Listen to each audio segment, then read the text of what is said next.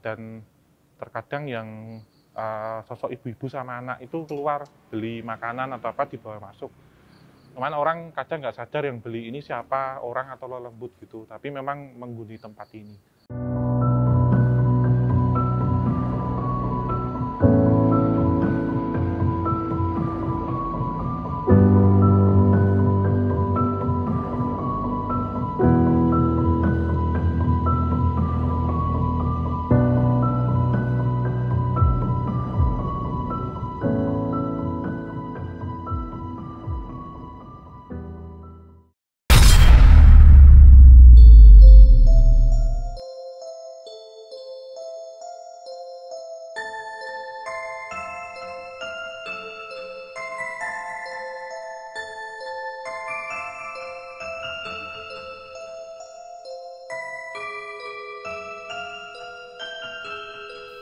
Assalamualaikum warahmatullahi wabarakatuh.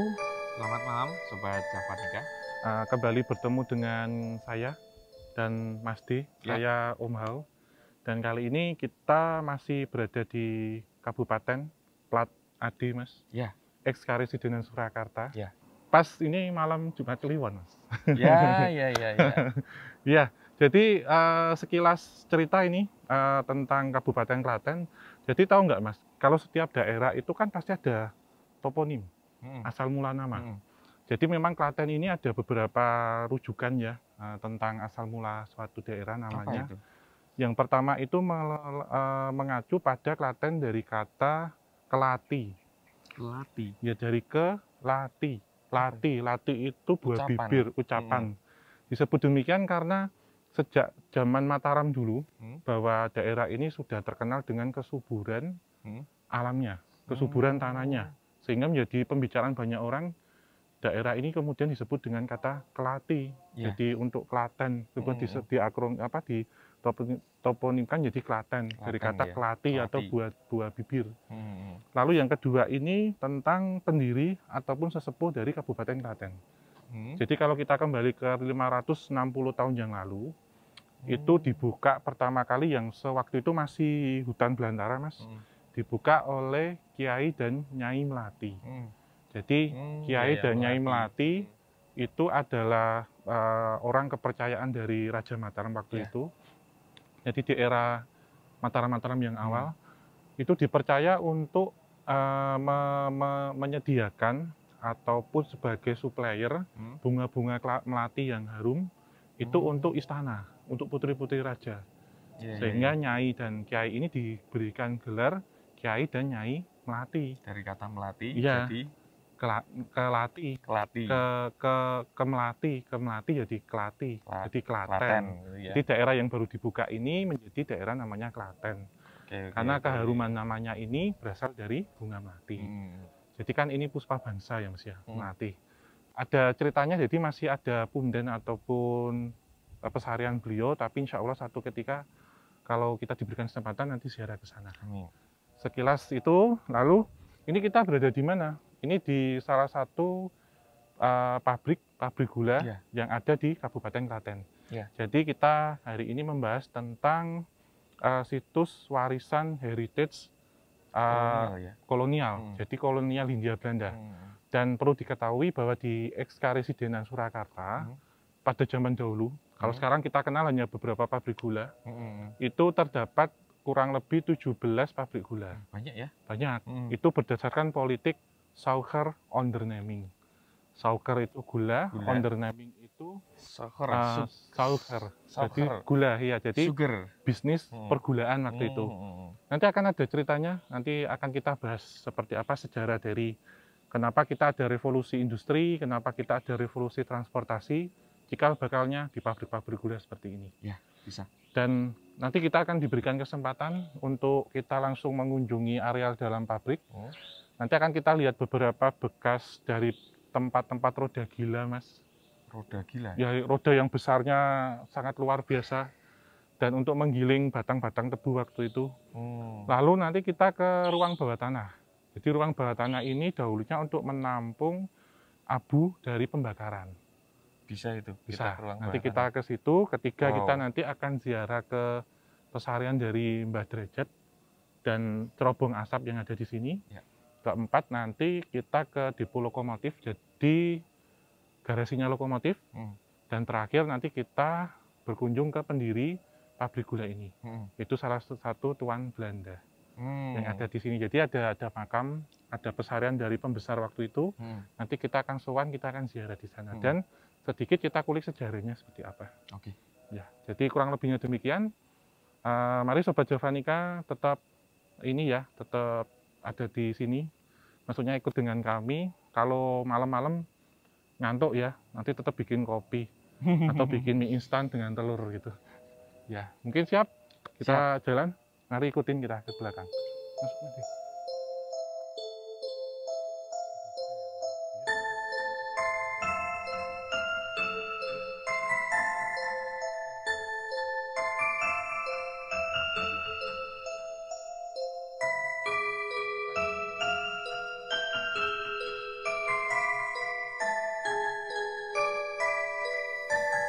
Nah, ini yang disebut beberapa roda gila itu seperti ini, Mas, tapi masih ke dalam lagi. Jadi bentuknya seperti ini, tapi dia lebih gede. Jadi diameternya bisa 3 meter, bisa 4 meter.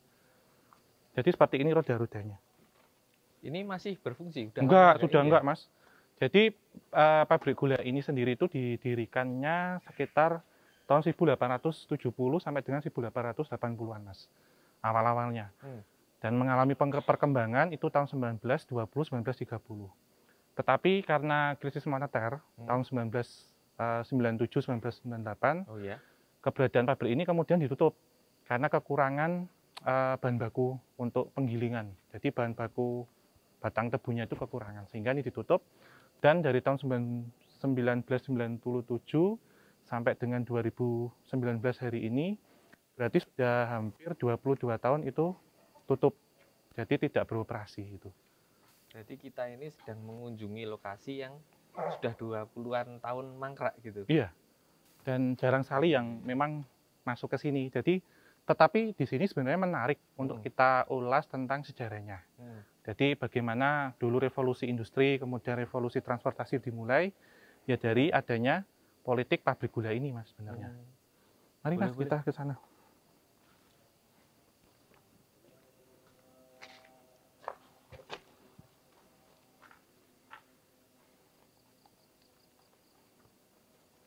Nah, ini dulu kalau kita lihat di sini kan mesin-mesinnya ini, Mas. Mas, ada burung hantu, nggak apa-apa. Ini mesin-mesinnya. Jadi batang-batang tebu itu kan diambil dari ladang, Mas. Diambil dari ladang, kemudian diangkut menggunakan lori. Kalau kita kenal dulu kereta yang itu bawa pakai kayu itu ya. Iya, kemudian ditimbang. Setelah ditimbang itu dimasukkan ke konveyor nanti untuk digiling. Nah, proses penggilingan untuk memisahkan antara batang tebu dengan cairan gula atau nira itu menggunakan proses penggilingan dengan roda gila. Jadi, tadi itu. Iya, jadi politik ini revolusi industri itu menggunakan uap. Jadi kalau pernah ingat pelajaran sejarah dunia ya tentang James Watt menemukan mesin uap, itu diaplikasikan untuk pembangunan pabrik gula. Jadi ini bentar ya, Mas ya. Saya izin dulu.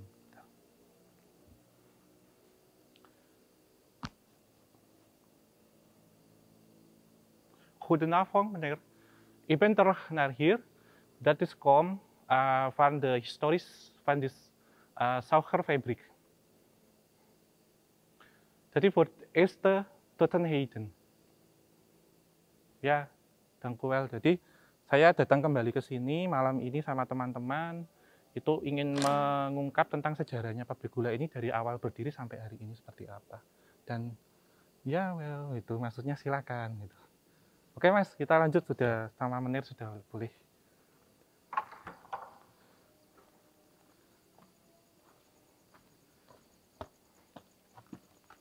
Nah, ini, Mas, contoh roda gila.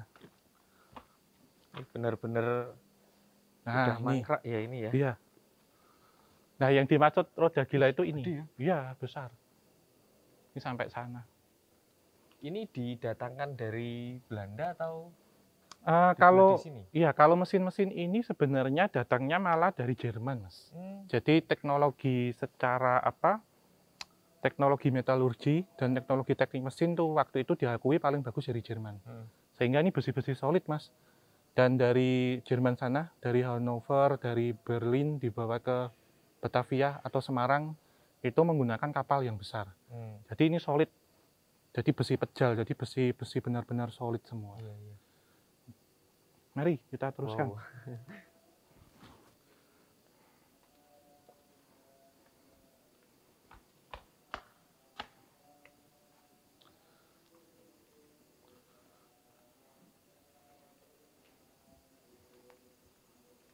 Ya, ini roda-rodanya bisa, kalau kita lihat segede ini Mas diameternya. Ini ada nomor-nomornya? Ya, ini penjelasannya. Ini nomor ini sih Mas, sebenarnya nomor inventaris. Gitu. Iya. Jadi ini kan seperti dulu waktu saya sekolah SMA Mas. SMK itu kan saya di teknologi industri ya. Jadi pernah belajar tentang pengolahan nira gula. Jadi dijelaskan di situ memang di awal ada pemisahan antara batang dengan antara batang tebu dengan airnya, dengan nira, yang kemudian setelah digiling itu nanti penyaringan. Jadi ada di beberapa sini ya. Ini tidak akan kita kunjungi semua tempatnya, tapi akan saya ceritakan di sini. Jadi dari tempat itu kemudian nira ini akan dimasak. Jadi ada proses destilasi. Jadi pemisahan dua buah cairan dengan masa didih berbeda. Jadi ada kan kalau kita nilai itu kan berbeda Mas, masa didihnya. Lalu setelah itu kan masuk ke proses evaporasi. Apa itu? Jadi seperti pengentalan. Dan nanti juga di proses evaporasi ini menuju ke proses kristalisasi. Untuk jadi gula. Jadi gula. Jadi jadi butir-butiran gula. Setelah dari proses kristalisasi ke proses packing dan siap disajikan. Saya mendapatkan sedikit cerita nih, tolong diceritakan itu tentang sejarah pergulaan di Indonesia. Jadi ini sebenarnya sudah lama sekali. Pengolahan gula itu di awalnya kan dibawa ke Indonesia waktu itu oleh orang-orang Tionghoa, Mas. Oh iya. Ya, jadi pengolahannya di awal kan menggiling, terus kemudian manual, awal terus akhirnya karena setelah dibukanya politik tanam paksa oleh Gubernur Jenderal Van den Bosch, beberapa tanah ini kan dipasang untuk ataupun dipergunakan ditanami dengan beberapa tanaman-tanaman komoditas ekspor. Ya, itu seperti kopi, kemudian teh, termasuk tebu. Tebu, ya. Jadi perlu diketahui juga seperti tanaman-tanaman tadi itu setelah ditanam di Indonesia, varietasnya nomor 1, istimewa. Karena tanah kita ini kan orang bilang tanah surga. Iya. Tongkat kayu. Jadi tanaman. Iya, jadi setelah seperti gula, kemudian seperti tebu, tembakau, kopi itu kan bukan tanaman asli Indonesia, Mas. Tetapi jangan salah, saat dicocokkan ditanam di Indonesia, luar biasa untuk hasilnya. Jadi yang the best dari yang lain ya? Iya, karena minum kopi itu pahit, sehingga orang Belanda kepingin ditambah pemanis. Jadi saling melengkapi ya, yang satu pahit, yang satu manis, jadi netral, jadi istimewa. Sehingga waktu itu dipikirkan, dicetuskan untuk Suiker Onderneming, perbisnisan di bidang pergulaan. Dan ditanam dengan Suiker Reeds. Jadi batang-batang tebu, Suiker Reeds. Kemudian ini karena disewakan, sistem sewa, waktu itu dibuka untuk Onderneming, penguasa-penguasa pribumi, atau disebutnya dengan Forst, sehingga tanah Mataram dengan Jogja Solo itu disebutnya sebagai Forsten Landen, atau tanah para bangsawan. Jogja dan Solo, dan raja-raja di Jawa menyewakan untuk para tuan-tuan menir pebisnis untuk ditanamin gula, Mas. Sehingga dibikinlah pabrik gula, disebutnya dengan Suiker Fabrik. Gitu. Jadi kata fabrik itu dari kata bahasa Belanda yang artinya pabrik, factory. Jadi sugar mill kalau bahasa Belanda itu Suiker Fabrik, dibikin itu. Dan untuk pengangkutan nih Mas, Suiker Fabrik. Jadi untuk pengirimannya ini kan gula ini juga tidak untuk memenuhi kebutuhan dalam negeri, tapi juga diekspor. Dibawanya kemana dari sini? Dibawa ke Tanjung Mas, Semarang. Lalu? Atau Semarang Haven, Tanjung Mas. Itu karena waktu itu menggunakan pedati, menggunakan angkutan darat yang lama. Pada tahun 1867, jalur kereta api sudah jadi dari Forsten Landen dari pertama itu jalur kereta api kan di Semarang sampai Gerobokan Mas, sampai Tanggung. Tapi tahun 1873 semuanya sudah jadi, sehingga itu mengakomodir semua angkutan dari pabrik-pabrik gula ini dibawa ke Semarang. Jadi ini mencetuskan tentang politik revolusi transportasi yaitu kereta api. Tapi tidak akan kita bahas, ini panjang sekali. Sekilas tentang keberadaan pabrik gula itu seperti itu. Jadi nanti setelah kita dari sini Mas, akan saya ajak untuk melihat ruang bawah tanah ya, yang dulu untuk menimbun jelagrah. Jelagrah itu ampas tebu yang sudah dibakar. Jadi kayak ruang ini, pemanas tanur. Karena kan butuh, kalau evaporasi, destilasi, dan macam-macam kan butuh panas Mas, untuk nggodoknya itu. Mungkin demikian ya, nanti kita turun lagi karena tangganya di sana, nanti kita muter ke sana. Boleh? Ya, oke. Ini Mas.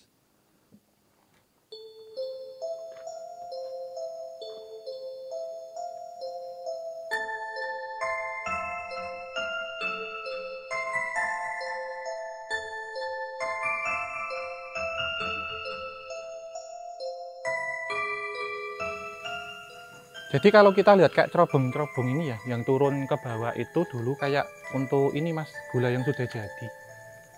Jadi gula yang sudah jadi ditaruh ini apa? Karung itu loh, ditaruh bawah. Tapi ini sebagai contoh saja, karena untuk gudang barang jadinya di sebelah sana sebenarnya.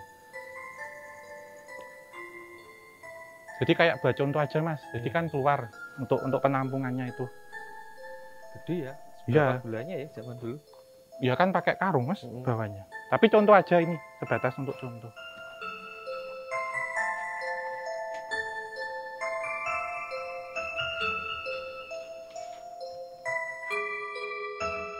Ini ruangan apakah? Iya. Nah, ini kalau dilihat ini, lubang yang bolong-bolong ini untuk mesin uap. Jadi Mas, jadi mesin uap itu kan bentuknya seperti pipa-pipa panjang, yang di situ penggerakannya itu energinya dari air panas yang dipanaskan.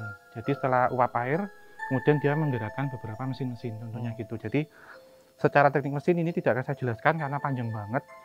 Ini jadi untuk tanur pemanasan Mas. Ini besi-besi solid Mas, iya. Dan ini ruang tanurnya, jadi untuk intinya dulu itu ada di situ, tetapi sudah dijebol gitu Mas. Jadi seperti ruang mesin uapnya. Jadi pemanasannya dan di bawah ini itu letak itu Mas, ruang bawahnya. Jadi kita lewat sebelah sini. Nah sini Mas.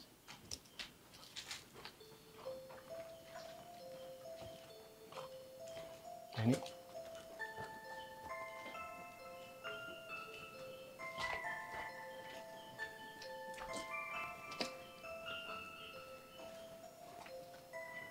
Nah kita dari sini atau dari situ ya Mas, monggo.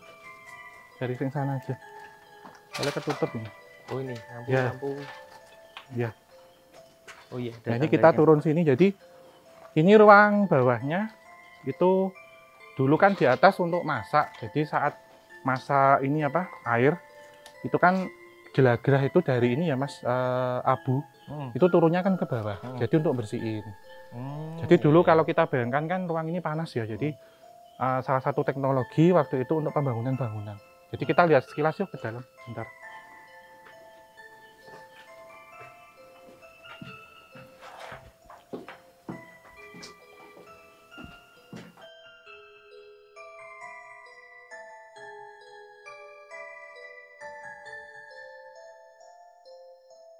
Ya, ini kalau sudah di sini apa yang dirasakan Mas Di? Agak lembab, ya. Memang lembab sih. Kemudian kayak udaranya tuh ini nggak ada, kayak ada ventilasi. Sebenarnya, iya, sebenarnya dulu ada ventilasinya Mas, karena di sini memang untuk ruang pekerja. Jadi kalau kita rasakan ini kan panas itu kan residual energi ya dari belakang. Dan ruangan ini dulu ini ada airnya Mas yang ngalir karena untuk pendingin. Jadi fungsinya ini untuk ruang pendingin dan untuk mengambil sisa abu yang dari pembakaran di atas. Dan ini istimewanya ya Mas, kalau teknologi bangunan zaman Belanda ya itu tidak ada besi-besinya Mas. Jadi menggunakan sistem interlock. Karena di zaman itu kan belum ditemukan teknologi beton bertulang. dalam serangkaian perjalanan kita ini memang sudah dikawal Mas tanda kutip. Boleh? Ya selama tadi kan pertama kita sudah izin dulu dengan petugas yang ada di sini dengan aset ya. Lalu yang kedua tadi saya sudah izin sama tuan Belanda yang ada di sini. Sehingga itu terkadang kebawa ke alam mereka Mas. Jadi sistem seperti ini ya, pembagian seperti kelas kasta ya, itu terbawa Mas terkadang. Jadi antara pribumi sama non pribumi. Jadi sosok tuan Belanda yang mengawal kita hari ini itu bagi mereka sosok astral yang ada di sini itu seperti menjauh, jadi seperti jaga jarak. Oh ini ono pengawalan dari Tuan Menir gitu. Jadi mereka kan kita nggak akan terasa panas atau apa, dan untuk bercerita sejarah itu seperti diluruskan gitu, seperti dilancarkan gitu. Kalau ini memang didesain dingin ya Mas, lembab, karena memang kan ruangnya panas Mas waktu itu. Jadi biar tidak ada overheating atau panas yang lebih gitu. Tapi ini secara residual energi masih kerasa Mas. Sistem jadi seperti pembakaran, karena kalau saya lihat zaman dulu pekerja-pekerjanya kan di bawah ini ya Mas, bertelanjang dada karena panas gitu, ngeluarin beberapa jelagrah ataupun ini apa, abu-abu gitu, abu dari pembakaran. Ini kok kayak ada udara yang lewat gitu ya? Iya, karena ada hembusan biasa ini ya. Ini nanti kita sebelum di kompleks ini, nanti kita habis ini lanjut ke ini dulu aja, ke lokomotif, ke depo lokomotif dulu. Itu di atas? Di atas, tapi di sebelah sana ya. Tapi ada satu ruang khusus yang untuk menyimpan lokomotif-lokomotif tua di situ. Itu juga menarik nanti untuk kita bahas. Boleh, boleh. Ya, oke Mas, kita jalan dulu. Oke, yuk.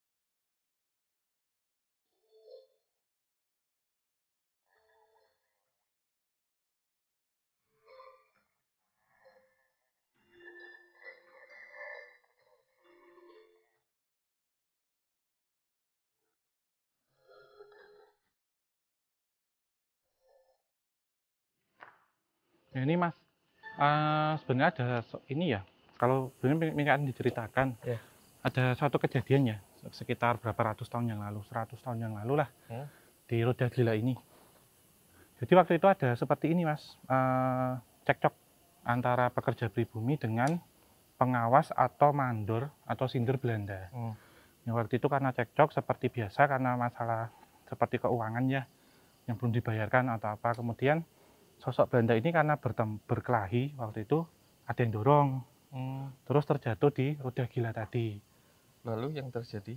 Kayak kepotong separuh gitu Mas, kayak kegiling gitu. Jadi cuman kaki ke bawah yang masih. Dan dari tadi sih lari-lari gitu sih Mas, kalau saya lihat kayak cuman kaki gitu, separuh pakai apa, celana putih gitu. Dan itu memang mewarnai dari sejarah waktu itu ya. Jadi memang ada seperti apa ini, pertikaian seperti biasa, ada seperti demonstrasi dari para buruh, itu memang terjadi sejak zaman kolonial Belanda di situ. Dan terjadi seperti cekcok waktu itu memang di sini, yang menimbulkan, kalau saya lihat residual energinya seperti itu tadi, ada sosok separuh badan yang ada di sekitaran Roda Gila. Itu yang Belanda itu ya? Iya, orang Belanda. Itu saja sih Mas. Jadi ini memang pengawalannya ya alhamdulillah baik gitu untuk malam ini.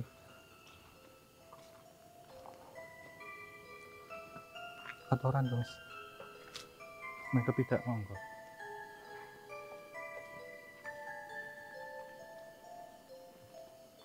Kok banyak suara-suara yang ini ya, nggak bisa didefinisikan suara apa itu? Iya, ya untuk beberapa ini kan merasa ada lampu itu kan kayak ganggu Mas sebenarnya. Merekanya karena posisi sudah malam kan. Kek gitu. Iya.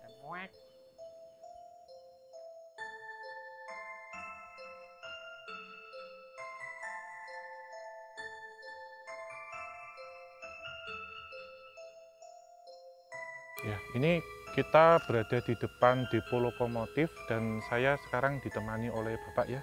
Ya. Saya Hari Kurniawan, Pak. Ya, saya Sofyan, Pak. Oh iya. Kepala Satpam sini, Pak. Oh iya, Pak Sofyan ya.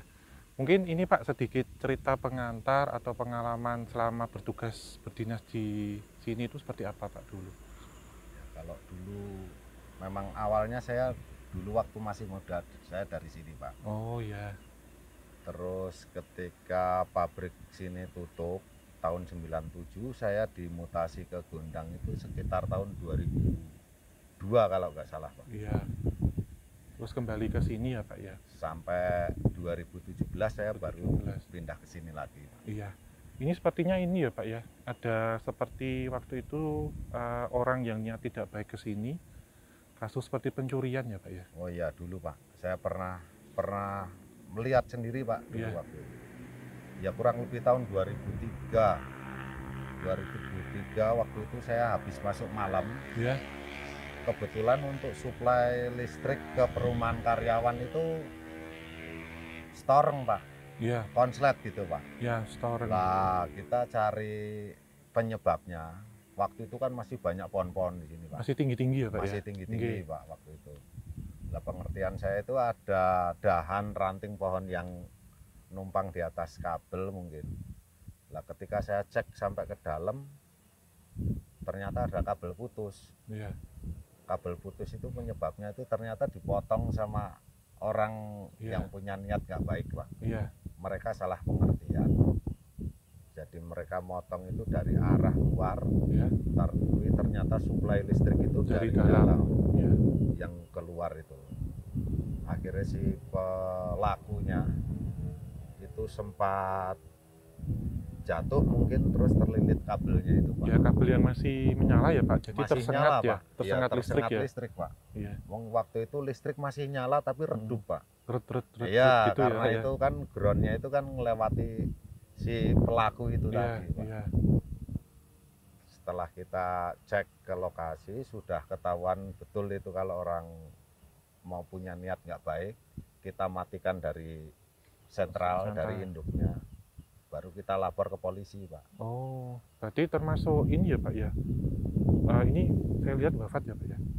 Meninggal ya? Meninggal di tempat. Dua-duanya ya Pak ya? Dua-duanya. Jadi seperti ini ya Pak, terlilit. Karena terlilit mungkin yang satu turun mau nyelamatin ya. Nolong temennya. Tapi tersengat juga. Tersengat juga. Iya. Waktu itu kan kayaknya malam itu habis hujan Pak. Iya, jadi tanahnya ini ya Pak masih ya? basah.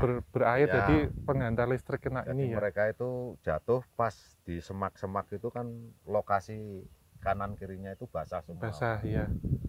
Itu mungkin kejadian itu sekitar 2-3 jam yang lalu mungkin. Iya. Kalau yang dari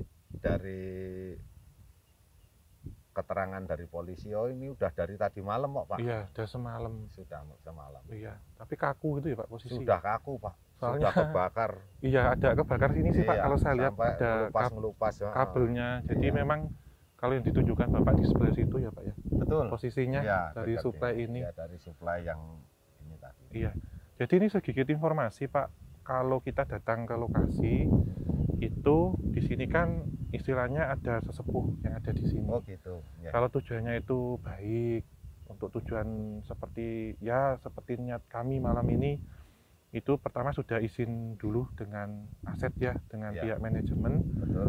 Karena sudah ditanya dulu oleh Tuan Bremen yang orang Belanda Pak. Oh gitu Pak. Dan nanti akan ada pendampingan karena kita akan aman selama jalan. Karena tujuannya kamu untuk apa? Termasuk kalau untuk sejarah, untuk mengungkap tentang cerita yang ada di sini, tapi cerita sejarah untuk diteruskan ke generasi muda hari ini, itu insya Allah aman. Karena beliau merasa bangga. Cucu-cucu kita itu masih ingat ceritanya Mbak dulu pernah kerja di sini, ikut Mupokoro, ikut bangun seperti apa. Dan itu memang kalau niatnya buruk Pak, entah ini niatnya nakal, kemudian niatnya mau nyuri, itu pasti ada teguran. Ada teguran. Iya. Dan kalau tidak izin dan macam-macam juga ada teguran. Sehingga terkadang orang yang melihat tempat ini seram atau apa, tujuannya untuk mistis-mistis apa itu pasti akan ditolak, akan dipinggirkan. Karena jangan sampai ada image, oh ini serem ya, kalau memang itu nggak boleh gitu. Itu pesan dari Simba Pak. Mbak Derajat yang ada di sana. Ini kita sudah ditunggu di dalam, Pak, untuk melihat lokomotif. Ya, Nanti monggo. kita dipersilakan. Monggo, Pak, Ya. kita ngikut di belakang.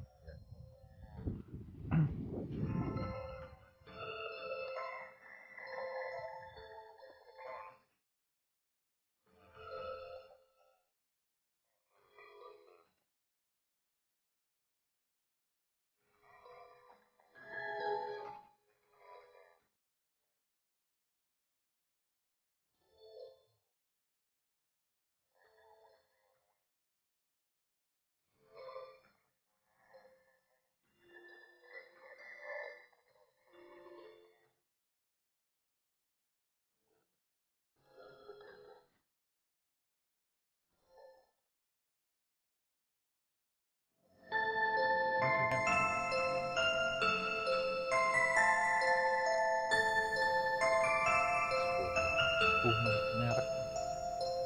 Ini mas logo-logonya.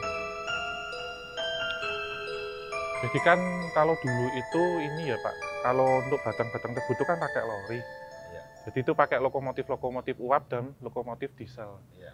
Ini secara penjelasan teknis, saya tidak bisa panjang lebar karena panjang banget untuk cerita setiap lokomotif ini. Iya, betul. Apa ya? Sebenarnya ini sih Pak, ini kan dekat sama jalan ya. Itu terkadang ya ini beliau ini menceritakan sih. Ada ini ibu-ibu sama anak itu kadang keluar beli makanan apa di luar gitu. Jadi dari depo sini Pak, dari yang sebelah sana. Iya. Tapi sosok yang tidak mengganggu menurut saya memang sudah dari lama ada di sini. Gitu. Iya. Terus tadi kan sempat mau buka itu ada yang naik-naik gitu ya Pak ya, kelihatan. Itu sebenarnya mensteril tempat kita. Jadi yang mau kita kunjungin ini oleh tuan-tuan Belanda itu sudah disterilkan dulu. Jadi silakan untuk ke dalam lihat-lihat ada apa saja di situ gitu. Ya, mungkin kita keliling aja ya, karena kita cuma lihat lokomotif-lokomotif di sini. Jadi kita jalan lewat sini aja.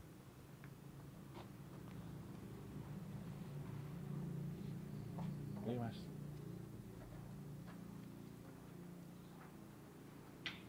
Ini mas kalau mau lihat dalamnya. Logo uap. Dalam-dalamnya. Jadi untuk pemasakan saya tak pindah sana sih.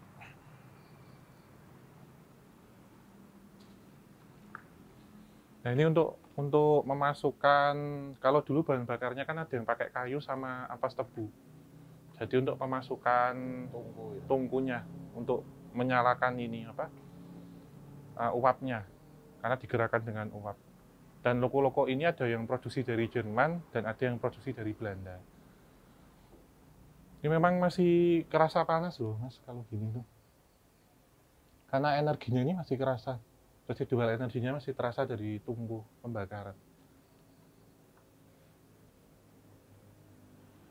Kita putar-putar, nanti kita lihat sebelum kita lanjut ke pesarian atau makam dari Mbah Drajat. Ini buat jualan ya Pak, nggih? Sebelah? Iya, jalan raya ini. Jalan raya. Jadi di sebelah sini itu berbatasan langsung dengan jalan raya. Langsung ke selatan, dan terkadang yang sosok ibu-ibu sama anak itu keluar beli makanan atau apa dibawa masuk. Cuman orang kadang nggak sadar yang beli ini siapa, orang atau lelembut gitu. Tapi memang menghuni tempat ini. Ada sebuah cerita tapi beliau tidak berkenan untuk diceritakan. Gitu. Di sini. Ayo kita jalan lagi Pak, keluar. Ya.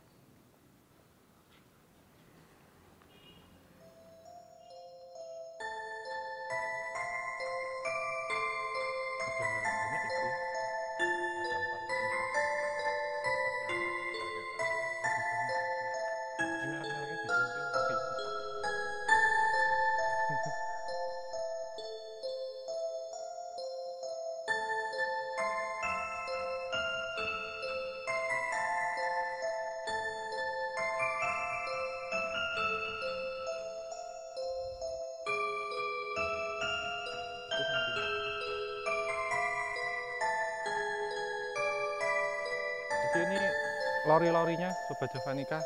Kalau kita lihat di sana tadi lokomotif uap, di sini itu gerbong atau lori-lori. Jadi di sini itu untuk menempatkan batang-batang tebu yang diangkut. Jadi di depan dari depo lokomotif dulu itu terhampar emplasemen. Jadi emplasemen itu adalah ruang terbuka yang di situ terdapat banyak rel dan wesel. Jadi wesel itu untuk persilangan rel. Dan lebarnya kan antara kalau untuk pabrik gula itu berbeda dengan kereta api. Kalau kereta api kan 1067 mm, kalau pabrik gula itu 60 sampai 70 mm. Jadi lebar relnya, gauge-nya. Jadi ini berbeda dengan yang di sebelah.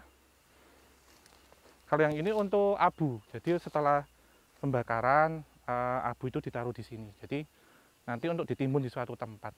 Karena kan tadi ampas tebu digunakan untuk pembakaran juga di tungku. Jadi sisanya dibuang di sini. Abu yang masih panas itu ada tempat lain yang dia untuk membuangnya. Jadi ada dua tempat berbeda. Jadi ini ditaruh di sini untuk lori-lorinya. Mari kita jalan lagi.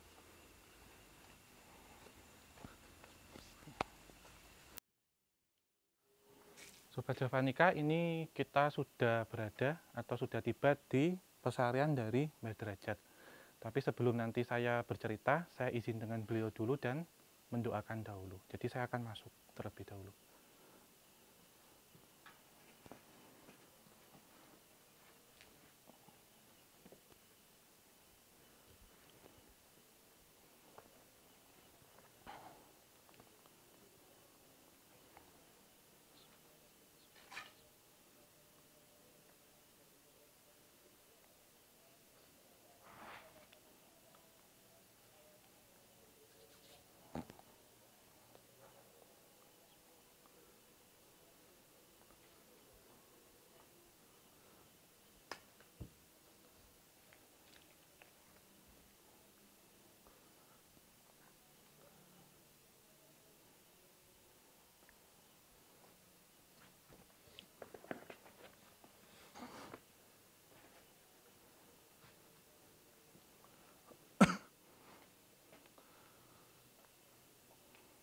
Jadi Mbah Derajat ini itu salah satu leluhur dari kampung di sekitaran sini dahulu, yang mana beliau memang waktu itu menjadi untuk rembukan atau untuk diskusi itu dengan para petinggi atau tuan-tuan menir yang datang pertama ke sini. Jadi kalau dibayangkan kalau waktu zaman kolonial itu mungkin banyak penindasan atau apa, itu tidak semuanya. Karena saya lihat ada kerukunan dan posisi makam beliau dengan kerkhof atau makam tuan menir itu satu garis lurus. Jadi nanti setelah ini kita akan ziarah ke sana. Jadi dikisahkan waktu itu memang di awal beberapa warga itu dipekerjakan di perkebunan dan pabrik gula. Jadi oleh beliau diayomi atau dilindungi dalam artian orang-orang saya yang dipekerjakan ya dipekerjakan oleh Tuan dengan sebaik mungkin. Berikanlah lapangan pekerjaan. Jadi untuk menggarap sawah-sawah, untuk menggarap perkebunan dan macam-macam. Dan secara metafisika kemudian beliau melindungi areal ini. Jadi dari gangguan-gangguan sosok-sosok astral dan sosok-sosok hewan. Yang saya lihat itu hewannya itu banyak kan ada ular. Jadi ular sawah, kemudian ada ular-ular yang berbisa agar tidak mengganggu beberapa pekerja-pekerja yang sedang ada di kebun.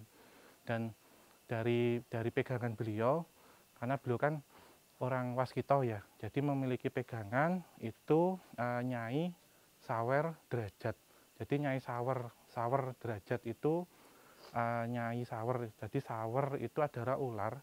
Jadi yang ular secara metafisika yang menjadi perewangan atau menjadi korin beliau itu untuk menjaga semua lingkungan dari pabrik ini.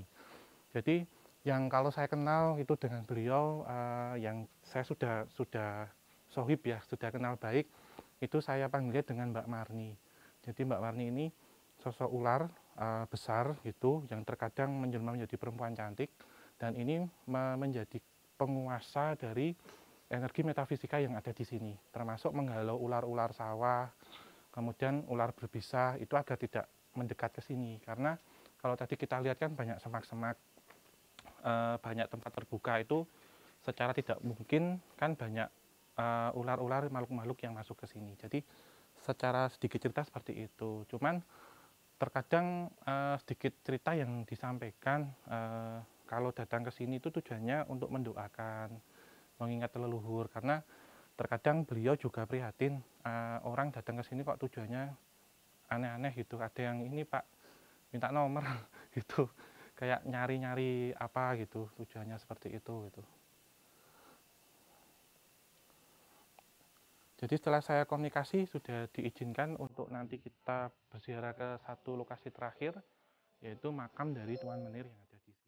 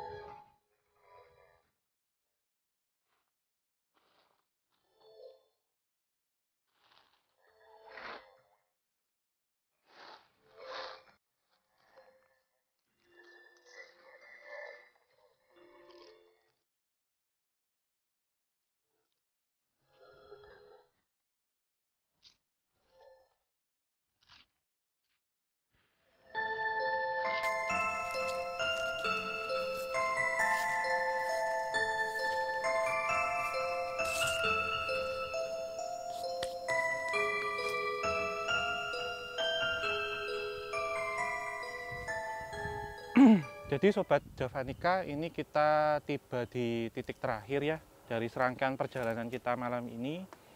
Ini kita tiba di pesarean dari Tuan Menir Bremen. Jadi kalau saya panggil beliau itu sebenarnya Opa Bremen, karena ada rasa dekat secara emosional ya, dan secara secara batin gitu. Jadi tadi saya sempat membersihkan. Jadi kalau saya berkunjung ke sini pasti nanti terakhir berziarah ke sini. Jadi ini akan saya bantu untuk membacakan. Ini ada nisan dan prasasti yang terukir dalam bahasa Belanda.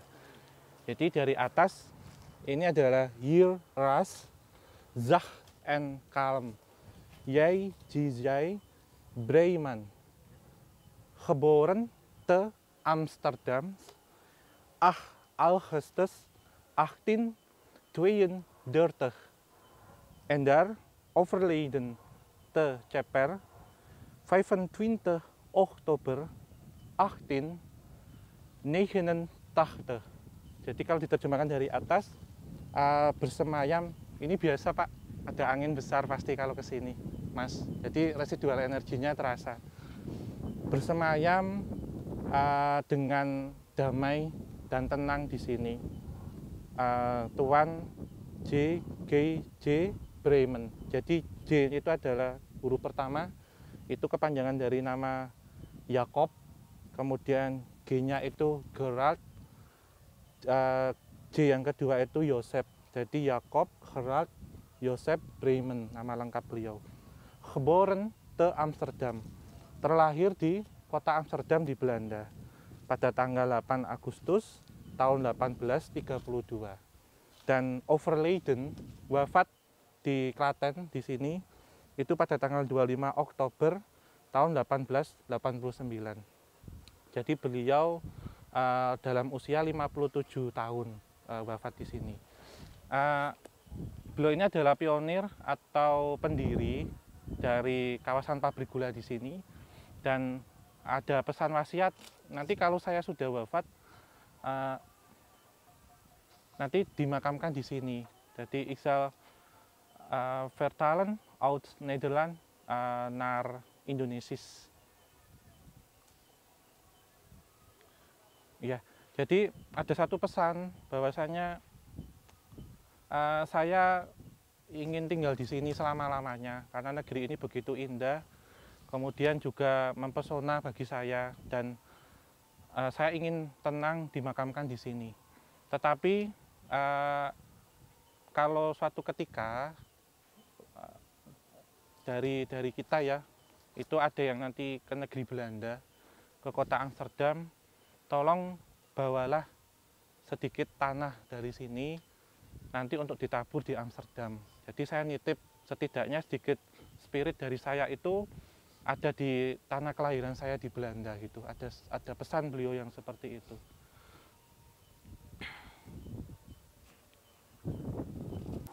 Zach en Kalm, Opa. Ja. Ik hoop in de sommige ik en mijn vriend kan kunnen naar Nederland. Ja. Bedankt voor dit gesprek. Ja, tot in de volgende keer. Dag opa. Zacht en kalm in hier.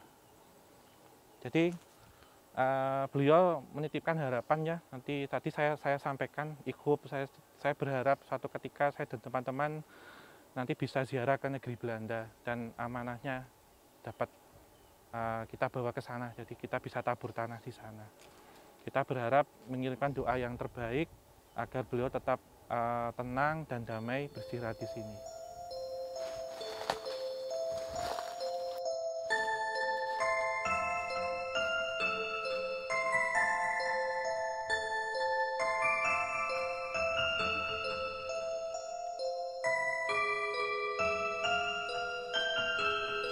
Ya, mungkin ini sekalian Bapak Sofyan, mungkin sekalian kita bergabung untuk kita tutup Pak pada kesempatan kali ini. Ya, jadi ini kita tutup ya Mas ya. Ini di lapangan tenis yang di sana itu kamar bola untuk hiburan. Jadi memang satu kompleks penataannya.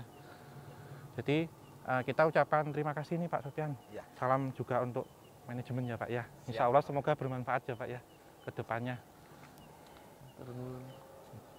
Jadi ini semoga bermanfaat, jadi bisa memberikan edukasi tentang sejarah Pak, termasuk untuk generasi yang mendatang itu agar tidak lupa dengan peninggalan dari para pendahulu Pak. Ini kan diwariskan segini besarnya ya. Jadi kita tutup ya, untuk perjalanan. Semoga kita bisa tetap jalan-jalan lagi. Bagi yang suka tetap di like dan di share, dibagi-bagikan, dan jangan lupa untuk subscribe juga nyalakan lonceng ya agar channel kita tetap berkembang. Jadi terima kasih banyak diucapkan Dankjewel voor alles. Jadi terima kasih untuk semua. Goedenavond, tot ziens, sampai jumpa lagi. Wabillahi taufik wal hidayah. Wassalamualaikum warahmatullahi wabarakatuh.